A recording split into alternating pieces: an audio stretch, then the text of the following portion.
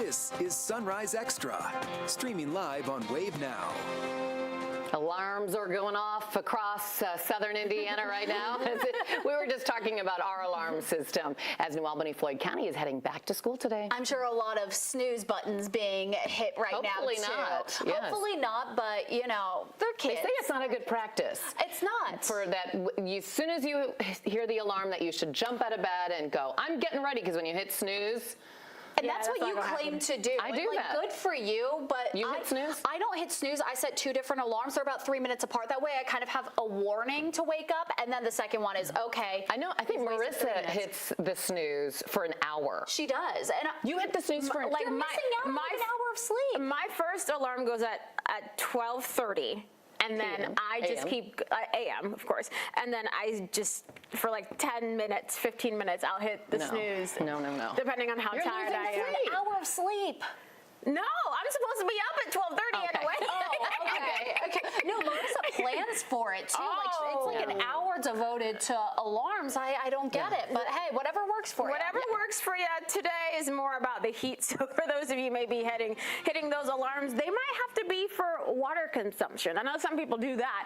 For those of you heading out this morning, we have a little bit of that patchy fog here and there. Seeing some of it in our camera in Spencer County. Also watching a little bit of that patchy fog showing up parts of Bullitt County, Grayson County, and Adair County. But now that sun is up, so it's going to quickly mix out. But with the sun also up, it is reflecting a little bit more off of some of that fog, and that is helping to lower visibility. But as that sun rises and our temperature warms up, we're not going to see this fog for very long. Most of us just getting to enjoy blue sky to start off the day with those temperatures still in the upper 60s and low 70s in most locations. We're going to climb into the 90s, those mid-90s for your highs this afternoon, talking about a heat index near 105 in most spots, and that is why most of us are underneath the heat advisory. For those of you underneath the extreme heat warning, though, keep in mind you could see that heat index anywhere near 110 to 115 later on today because of that higher dew point in your area. So we'll be watching the heat for everyone, but some relief is in sight. Some of us may see upper 70s for highs later on this week. I'll let you know where that's going to be a little bit more likely in my full forecast. Thanks, Tawana. This morning, about 11,000 students in New Albany Floyd County schools are going back to the classroom. It's such an exciting time for district leaders. They're welcoming those new and returning faces and set the tone for the entire school year. Wave News reporter Marissa Berg joining us live this morning. And Marissa, how's that first day going? It's 2 minutes into it for high schoolers. Yeah, 2 minutes in for high schoolers, but I'm at an elementary school, Green Valley, with the principal. Oh my goodness, Miss Melissa, how are you this morning? I know you're excited. I am fine. I'm ready. I've been waiting for this day. I've been preparing all summer. Our teachers and staff have been working hard, attending trainings and professional development, and we are ready. She was doing those last-minute touch-ups, making sure that car rider line is going to be running smooth because, you know, a lot of us aren't ready for these school zones to be back working. I know. We do a really nice job here of making sure our car rider line stays off of Green Valley Road to keep traffic flowing. So we are ready, prepared. Custodians are on site, and let's get this day started. So one of the things that I heard is that some schools have some new playgrounds. Is Green Valley one of those? We are not, but we did get some new fencing this summer for security and safety. So I love that. We did secure a grant, and we have all of our playgrounds fenced, and we are safe. So what should the kids be most excited about? Because I know the kindergartners, that's like my favorite to see their little faces. Yes, they're excited to see their old friends from last year and new teachers and their old teachers. So it's just an exciting time to have everybody back. And it's good to see the parents, and they're ready to send their kids to school for a whole nother year. Is there anything before, some people are heading out the door that you want to let them know, especially about the students and parents that are going to be coming here? Well, I just want them to know that we're going to make sure their kid is here safe. They get fed today, and we're going to get them home on time safely. So that's our #1 goal today. Because transportation, sometimes there's some hiccups, but we just want to make sure we get all kids home on time and safe. And with a big old smile on their face, because you can't help but smile when it's the first day of school. Back to you guys. Thank you, Marissa. And there's some other districts welcoming back students as well this week. Tomorrow, Greater Clark County schools will have their first day. Crawford County Community Schools go back on Friday. And we have a list of first days across Wave Country at wave3.com. JCPS's first day is about a week away, and this week they gave families bus assignments and opened the district's transportation hotline. It's already received more than 600 calls. For comparison, district leaders say that number was closer to 200 last year. Parents can call 485-RIDE if they have any questions about their children's bus stops or schedules. Nina Burr said she called the hotline on Monday, concerned about her daughter's bus stop that had her cross a busy Eastern Parkway. She says in just a matter of hours, her daughter had a new, safer bus stop. Officials there say more than 100 people are answering those calls. Most are able to address families' concerns quickly. Everybody doesn't have the ability to go on and, go online, or they don't know how. We have grandparents now, more grandparents that are raising their grandchildren. District leaders say there are also options for families that speak another language. Workers will submit tickets for questions they don't have immediate answers to. As of Tuesday morning, the ticketing system had received about 500 submissions, with most already solved. JCPS parents and staff will get another chance to talk to their new superintendent. The second Community Conversation Forum with Dr. Brian Yearwood is tonight at Fairdale High School. You can stop by from 5:30 to 7 to ask questions, give feedback, and then the next one will be on Tuesday, August 12th. That'll be at Valley High School. An update to a high-profile Indiana murder case. We're hearing from the former state trooper who was convicted twice and acquitted in the murders of his wife and 2 children. David Cam's wife, Kim, their 7-year-old son and 5-year-old daughter were found shot in their home in 2000. Their bodies found in the garage of their Georgetown, Indiana home. Ultimately, Cam's convictions were overturned, and he was acquitted in a 3rd trial.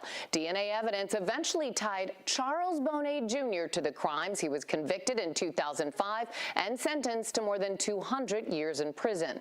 This week, Cam sat down to talk to 840 WHAS News Radio, and he revealed he only visits his family's grave at night or early in the morning because people will record him at the gravesite. He also talked about what still haunts him.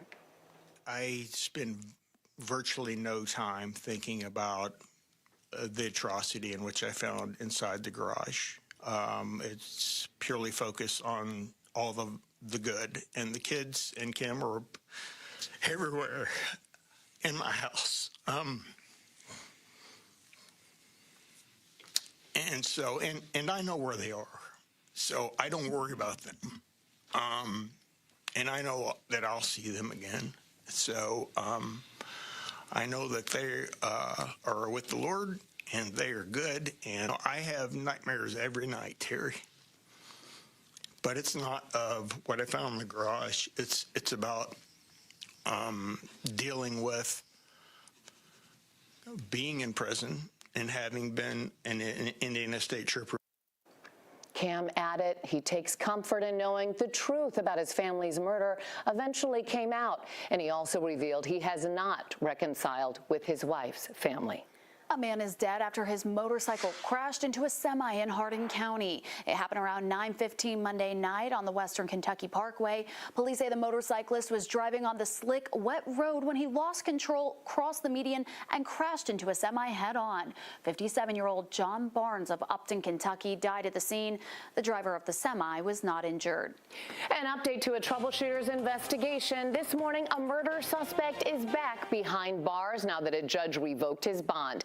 Adam Sanders was arrested for assault in Oldham County on July 5th. Before this incident, Sanders was already charged with murder, DUI, and wanton endangerment relating to a deadly crash on Taylorsville Lake Road. 40-year-old Arundita Lane was killed in that January crash, and her teen daughter badly hurt. The judge ruled this new domestic violence arrest was a violation of Sanders' bond condition. Sanders is in Metro Corrections this morning and has a new bond hearing August 5th. Free music is coming back to the Big Four lawn for Waterfront Wednesday tonight. Performers include groups like Ben Solly and Friends, Mars, and Sydney Sleet and The Swarm. The lawn opens at 5 o'clock with music starting at 6. Fans can also check out the food trucks and tents set up along the lawn. Always a great Wednesday night there. Well, Bullitt County is celebrating the grand opening of its new animal control and shelter building today. It's located on South Preston Highway near Chappies Lane. A ribbon cutting will be happening at 10 o'clock this morning. The shelter says even though they are celebrating the grand opening, they won't be fully open and operational just yet. Officials haven't said when those animals will be able to move into the new building. still to come. We'll show you some new video just into the newsroom. It shows damage after a major earthquake impacting parts of the Pacific this morning. Stick with us here on Sunrise Extra.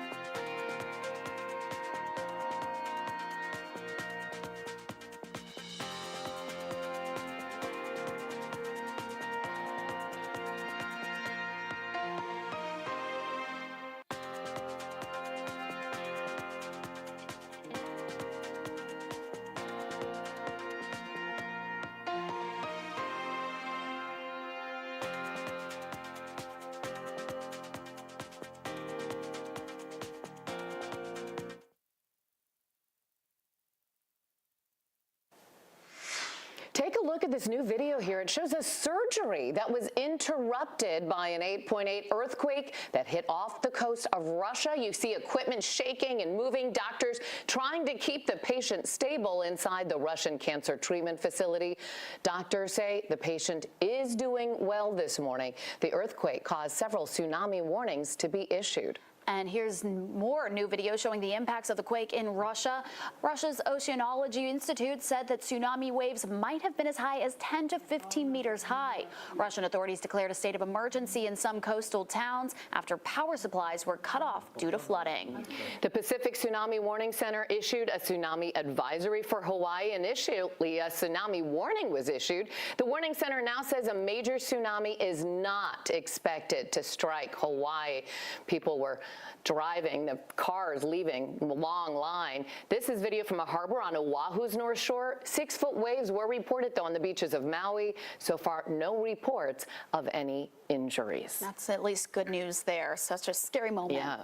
Well, back here at home, the summer heat is still beating down, and that could cause problems as practices for fall sports start to ramp up. JCPS says it has several rules and policies in place to protect students from the heat, including a program that connects students with athletic trainers. And Wave photojournalist Grant Cottingham shows us how it works. We, as athletic trainers, wear many hats. Football teams are pretty big, even basketball teams. It's a lot of people to keep an eye on. We got to keep an eye on the people in the stands sometimes too. So if that means I have to go out into the field and be like, hey, there's lightning, I'm sorry, we have to go inside, like, they're going inside. If it's too hot, I have to be like, hey, guys, it's too hot, we need to go inside. To make sure that if it's something that can be prevented before it even gets to that point, that we are preventing it, and if it does get to that point of such like a heat stroke or something, that we're activating our emergency action plan. Our job in a whole is to just make sure that the athlete is safe. Heat-related illness can come on within 10 to 15 minutes, so recognizing the early signs is very crucial to making sure that there's no lasting effect. Our cold tubs, cold towels, misting fans, those are going to be like an every game day, almost an everyday kind of thing whenever there's practices. Salt water is my biggest tip, and it's going to help your body retain water, which is what you want on these super hot days. We are in the yellow right now, so we should be using discretion for intense, prolonged exercise. This number up here can be a little deceiving sometimes because it looks like it's saying that it's 83 degrees outside, and it's not.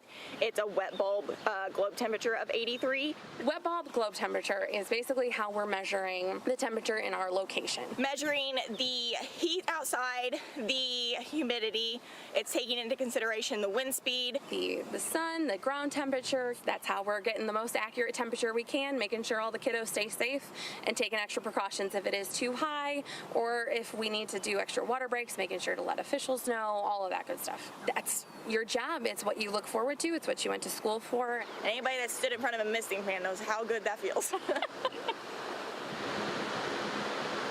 Oh, yeah, don't you love a good misting fan? JCPS's first day of school is next Thursday, August 7th. And you were on the softball team, so you gotten in an ice tub before? Oh yeah, plenty of ice baths. It was the best feeling ever. And I played volleyball in high school too, and we would practice stuff outside too. We would condition outside in the early mornings, but that's when you have those early morning practices and conditioning because it gets so hot later. I mean, all the different creative ways you can find to beat the heat. Yeah, or even waiting until a little bit later in the evening, which of course some of the students can't do, but the adults certainly doing that. I saw a couple of neighbors trying to deal with the heat in terms of watering their plants as the sun was starting to go down yesterday. For those of you heading out this morning, though, we're talking about the heat advisory, the extreme heat warning still in place across our region for today. Those will last until 8 p.m. For those of you underneath the extreme heat warning, you're more likely to see a heat index near 110 degrees later on this afternoon. Your temperature is still mainly in the 60s and low 70s. That sun now well over the horizon.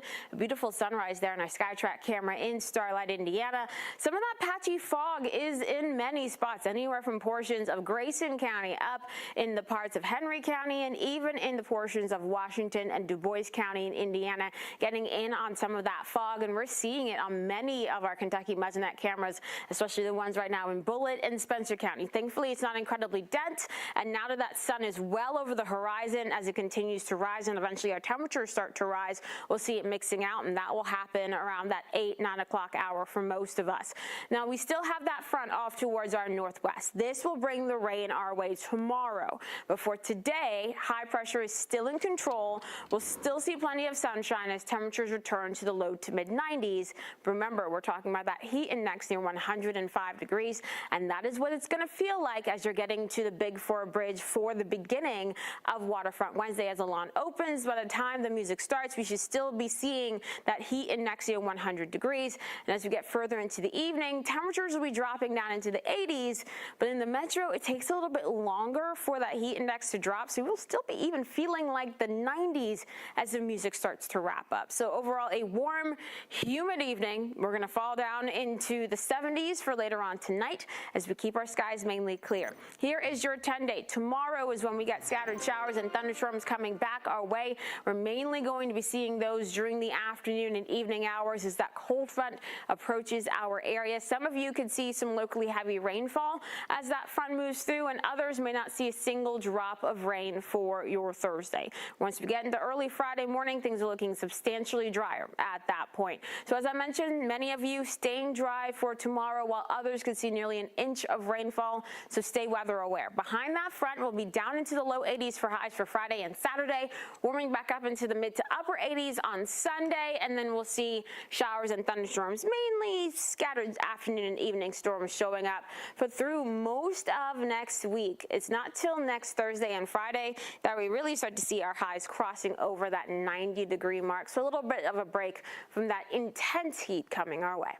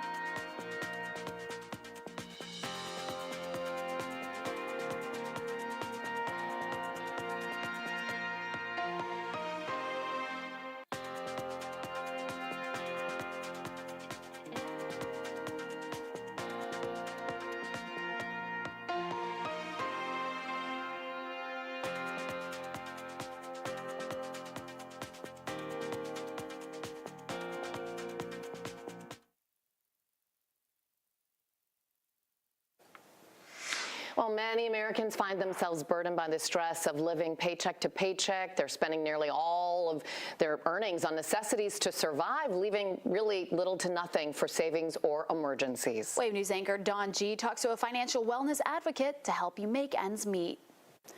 Folks who live paycheck to paycheck are often called the working poor, but what you need to know is that term does not have a bracket.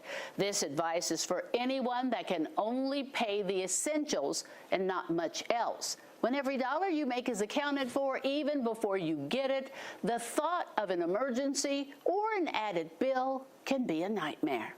When people start going into debt, they're less likely to budget. Don Silvestri, president of Debt.com, found their annual survey results a bit distressing for 2025. For 8 years, Debt.com has examined the budgeting and spending habits of Americans. I think people try to cover at least the more important things first and then push back the others for when the next paycheck comes along. The latest survey from Debt.com reveals 69% of Americans are living paycheck to paycheck, the highest in 4 years, up from 60% last year. Budgeting also took a dive from 90% of Americans creating a plan to track their expected income and estimated expenditures to 86%. It's the first time since 2018 that budget habits have declined. And that's unfortunately the wrong decision. Silvestri understands financial times are tough. Expense has gone up, and maybe salaries and other things haven't, but I think inflation, everything that goes along with it, is definitely putting pressure on the American consumer. Some of the consumers who responded to the Debt.com survey felt they didn't make enough to budget or just took too much time. And it is the only way to really understand where you're spending your money and how to make it better. When you don't have a lot of money, budgeting is even more critical, and thankfully, in today's digital age, budgeting can be much quicker and much easier. And nowadays, it's so easy because everything's digital and the banking can be on your phone. And there's tools out there that can help you and keep it simple. Debt.com has a free online budget calculator, apps, and more. There are also free budget apps like Good Budget, Empower, Every Dollar. And then there's always pen and paper. Your bank may even have an app to help you budget. But I think it still comes back to the budget and living within your means and understanding what those expenses are and providing for the needs and eliminating some of the wants that may not be necessary. In just about every Make Ends Meet, you hear the advice, create a budget. Start there. It's one of the most important pieces of financial advice you will ever hear. Cut expenses, increase income, maybe get a side hustle for a little extra money if you can, and try not to take on more debt. Helping you make ends meet, I'm Dawn G.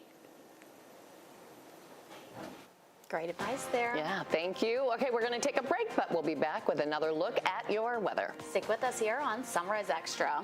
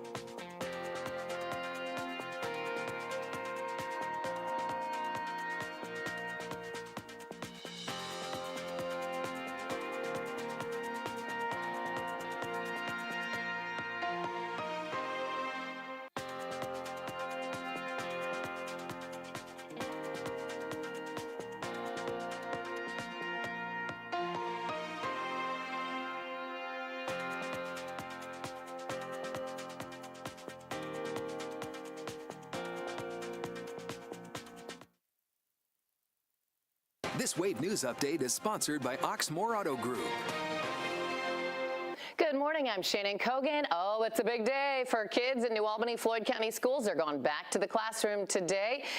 Parents, if you have to double check bus information, you can find that on the district's Stop Finder app. District leaders are asking for some patience this morning as those bus drivers are doing these new routes. Transportation leaders are asking drivers to pay special attention to all those buses now on the road for the 11,000 students there. Classes for high school students started at 7 a.m. Elementary school classes start at 8, and middle school students get to sleep in a little bit more. They start their day at 9 a.m. Okay, how's the day looking? It's going to be hot when those kids come back. Oh, it really is going to be. So I feel for the kids and the bus drivers dealing with the heat today. We have heat advisories and extreme heat warnings in place across the region. Both of those will last until 8 p.m. this evening. We're talking about temperatures mainly in the 70s to start off the day. A little bit of some patchy fog in some spots. Seeing that on a few of our Kentucky Mesonet cameras. Certainly not a widespread issue, but still could slow you down.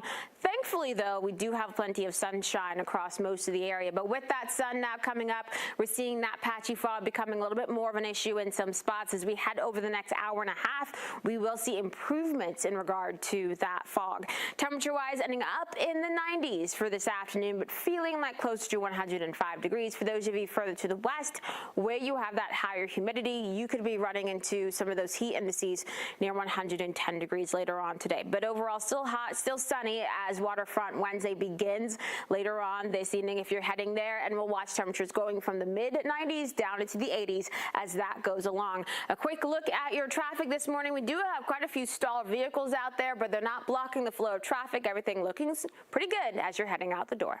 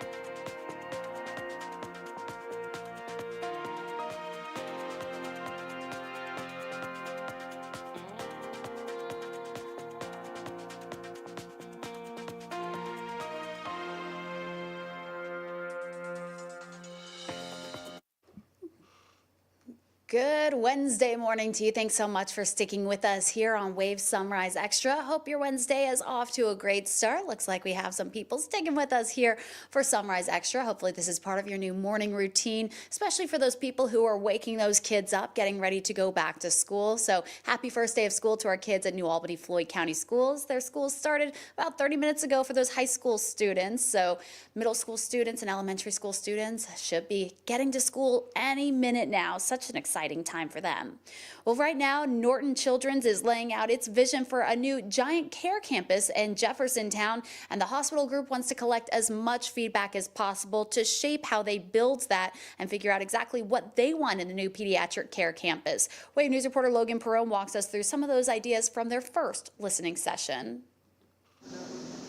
On roughly 150 Jeffersontown acres, we're excited about this. Leaders at Norton Children's see a blank page. With plans to put a new pediatric campus, officials are asking the public to take pen to paper and provide their input. Everybody now has begun to have an opinion, and that's what we want to hear. CEO Russell Cox says they're hoping to get feedback on everything from traffic in the area to the services Norton will provide. While the hopes are the project will be a national destination, families like Ryan Taylor's will benefit from having care closer to home. A facility like this here in Louisville, right in your own backyard, to help you when you're in need is going to be fantastic for the whole community. And for many of the people who already live close, it's a much better option than an attempt a few years back to build warehouses.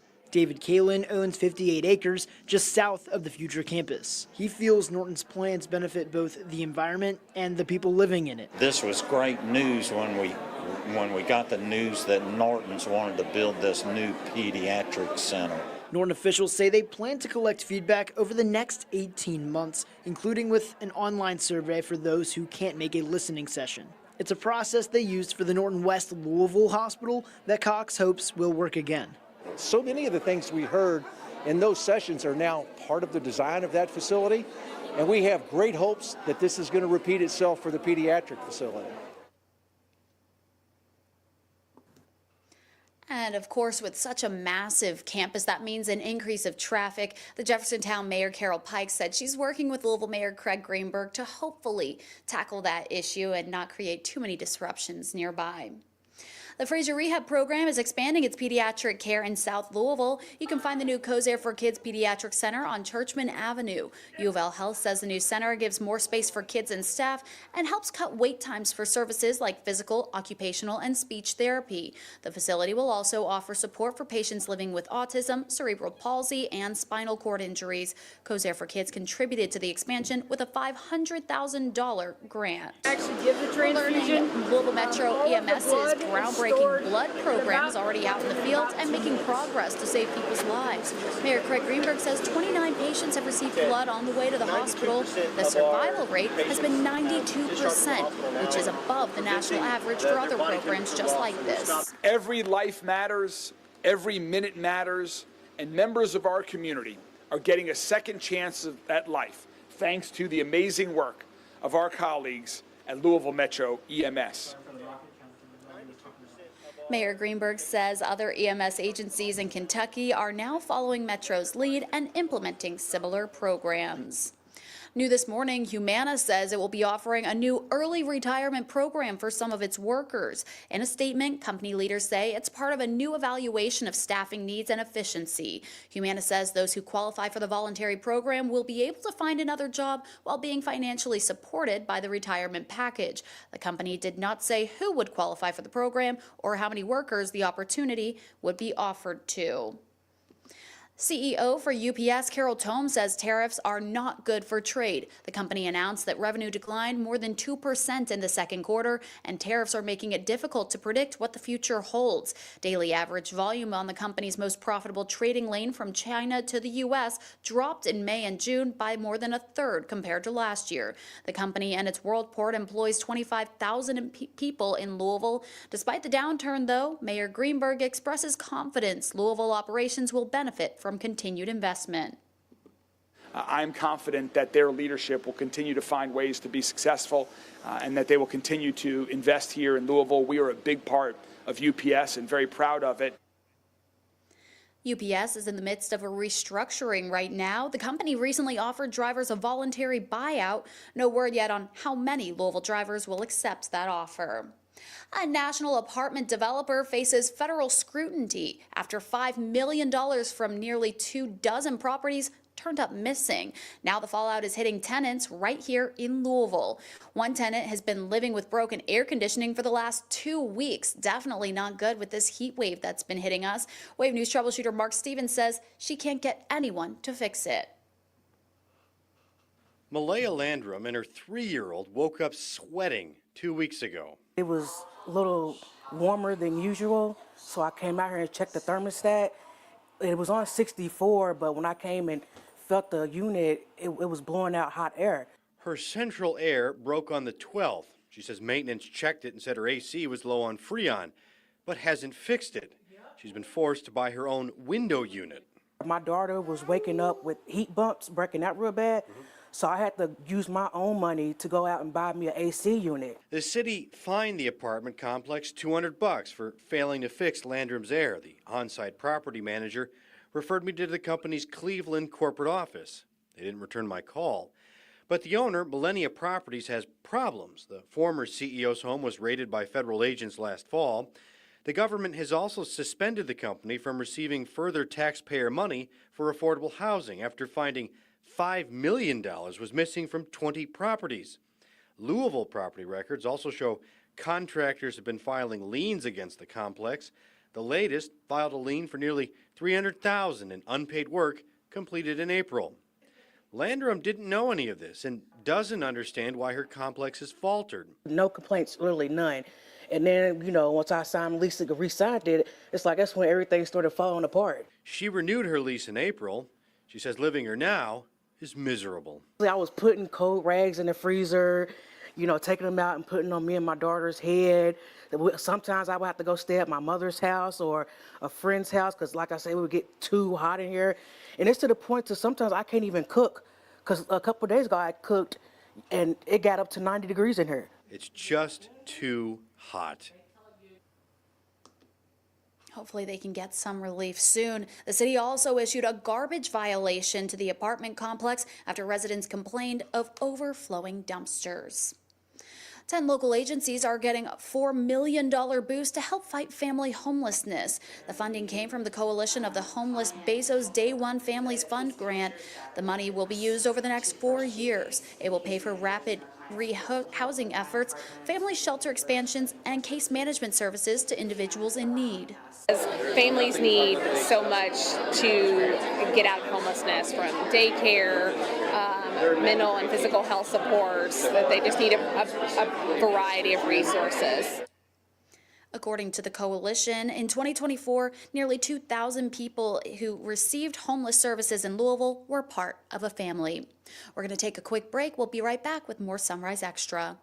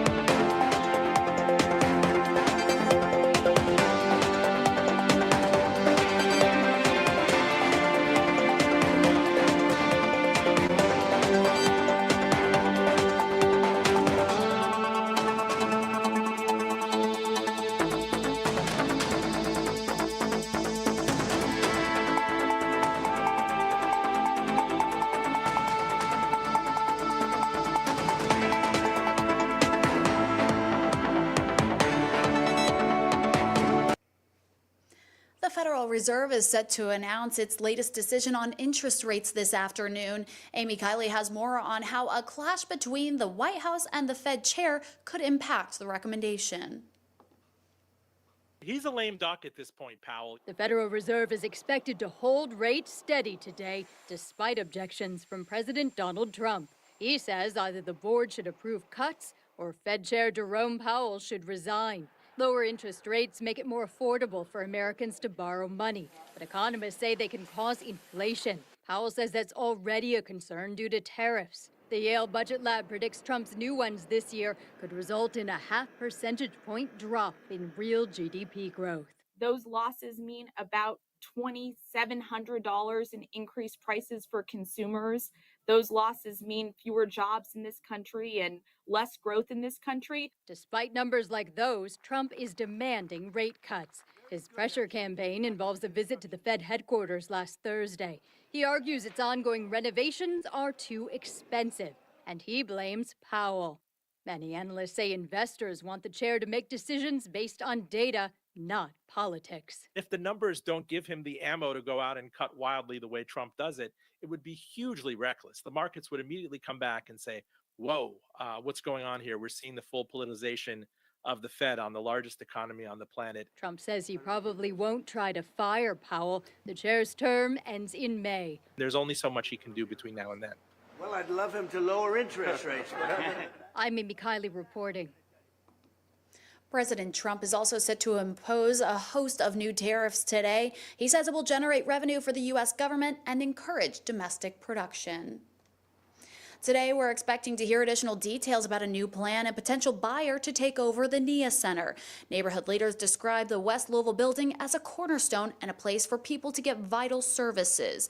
The West Louisville Dream Team is submitting a formal $2.1 million offer to buy the center from TARC. TARC revealed the plans to close the center before the end of this year. It's giving 13 businesses inside until December to move out. Goodwill's bid to buy the building and turn it into affordable housing was rejected.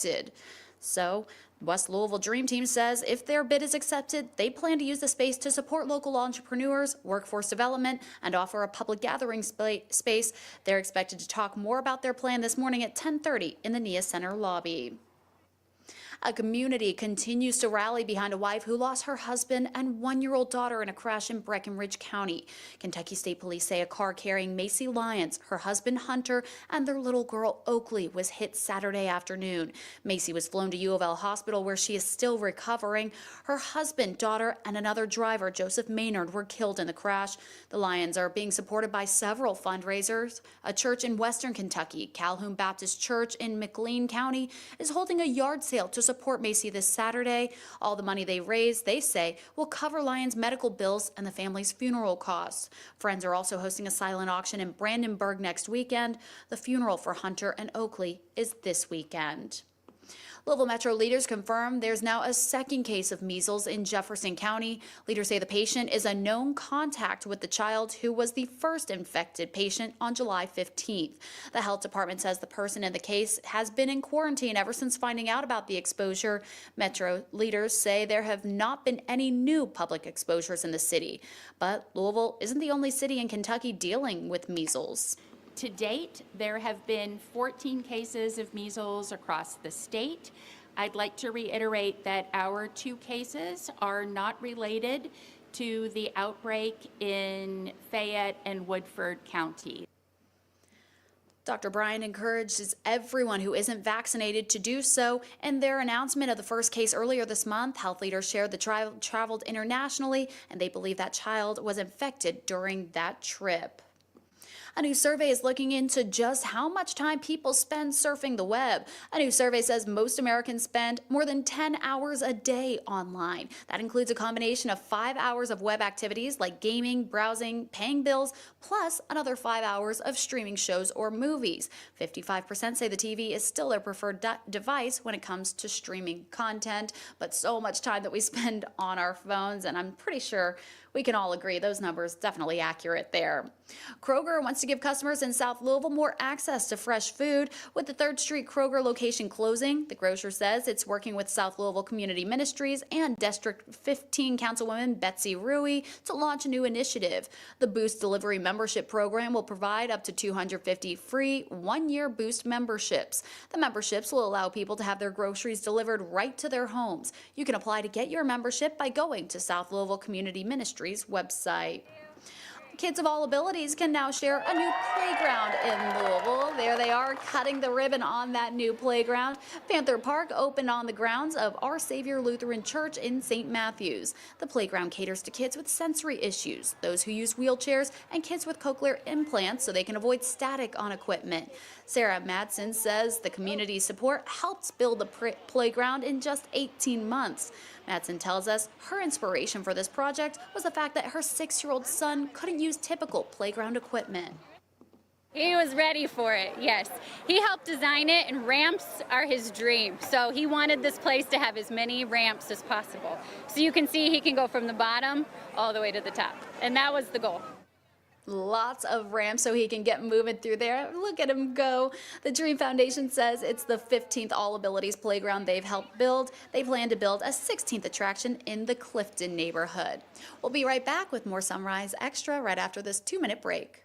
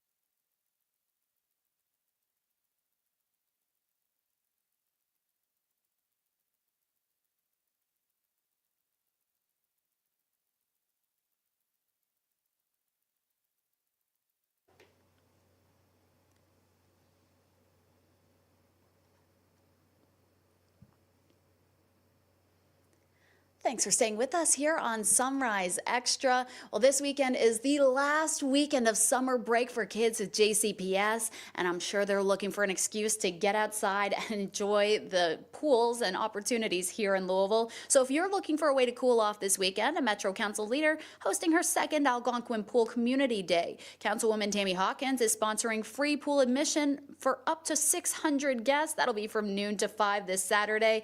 Now, 600 sounds like a lot, and the pool's maximum capacity is 300 guests at a time, so some families may have to wait. In order to accommodate, though, they thought ahead, and everyone will either be assigned noon entry or a 2:30 entry time. Anyone who's waiting for a swim can also enjoy the inflatables in the park, plus backpack giveaways, vendors, and line dancing. A lot of fun will be had out there. Well, Louisville has a long history with great athletes from the area, but even more important is those athletes have a long history of giving back to the community, and that includes St. X grad and PGA Tour star Justin Thomas. He was back at Harmony Landing yesterday supporting the American Junior Golf Association tournament that's been named in his honor. He says he looks forward to this event every summer. AJGA staff and my dad, everybody does an unbelievable job with the tournament, and very, very lucky how it's worked out in the schedule to be able to, pop in for a day. And to see all the kids and the sponsors. The tournament couldn't be done without either one of them. So it's cool. And I'm sure plenty of future great golfers out there that definitely look up to him. So such a great example of our community. Lou City FC picked up some valuable experience in an international friendly. They took on one of the top soccer clubs in Germany. A bit loud there. We're going to turn that down there. The boys in purple took on Eintracht Frankfurt in an international friendly at Lim Family Stadium last night. A pretty good crowd there showed up for that on a Tuesday night. Lou City took the lead briefly early on, but Eintracht Frankfurt responded quickly. They would go on to win this one 2-5. Lou City's next game is against North Carolina FC at Lynn Family Stadium on Saturday. Well, this is one of my favorite events every year. New Lou's Bachfest is now going to be in the spotlight on ESPN. It'll be featured on ESPN 8, the Ocho programming. Even though we saw the fun in March, the race is making a national television debut on Thursday on ESPN 2 at 10:30 p.m. Don't worry, if you want to watch it then, or if you can't watch it then, Whiskey Thief Distilling Company in New Lou will host a community watch party a few days later. That'll be August 10th from 2 to 4 p.m. You'll even get to meet two of this year's star competitors. Those are baby goats Whiskey and Tango. They are just so cute. Oh, I love going out to the goat races, and so excited that people will be able to see such a great Louisville tradition that we have. Today, Louisville Mayor Craig Greenberg will welcome the National Street Rod Association back to Louisville. They come every year. 40 vintage cars will parade down 4th Street as part of the event. The cars will make their way to 4th Street Live for the news conference at 11 a.m. 4th Street Live will be closed to traffic from 9 to 1, and Street Rod Nationals runs Thursday to Sunday at the Kentucky Expo Center. A really cool opportunity to get out there and see some cool vintage cars. Thanks so much for joining us for Wave Sunrise Extra. Once again, happy first day back to school for those kids in New Albany, Floyd County schools. We'll see you back here tomorrow.